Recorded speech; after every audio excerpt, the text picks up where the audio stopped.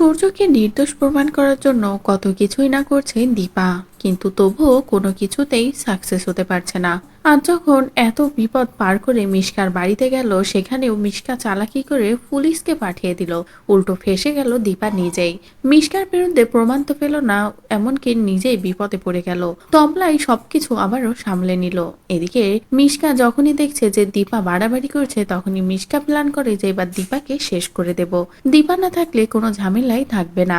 আর দীপাকে শেষ করার জন্য তো অনেক বড় ষড়যন্ত্র করতে হবে। আর সেই ষড়যন্ত্রের প্রথম শিকারী হিসেবে রত্নাকেই বেছে নিল মিশকা। রত্না যখনই মন্দিরে দীপার জন্য আর সূর্যের জন্য প্রার্থনা করতে যায়, ঠিক তখনই মন্দিরে মিশকা তান্ত্রিক মহিলা সেজে সেখানে পৌঁছে যায়। সেখানে পৌঁছেই রত্নাকে ফাঁদে ফেলে।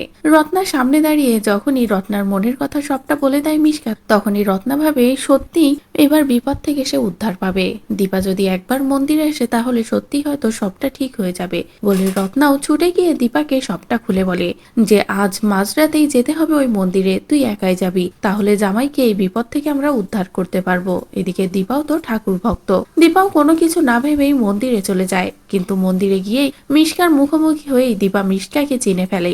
এদিকে মিশকা যখনই নতুন ছদ্মবেশ নিয়ে দীপাকে শেষ করতে যাবে, ঠিক তখনই দীপা মিশকাকে শেষ করতে ত্রিশূল হাতে তুলে নেয় আর বলে, একজন স্বামীকে বাঁচাতে যে তার স্ত্রী ঠিক কি কি করতে পারে তা আজ আমি তোমাকে দেখিয়ে দেব মিশকা, বলেই ত্রিশূল দিয়ে মিশকাকে আঘাত করে দেয় দীপা। এদিকে মিশকা তো আর কিছুই করতে পারে না দীপার ত্রিশূলের আঘাতে।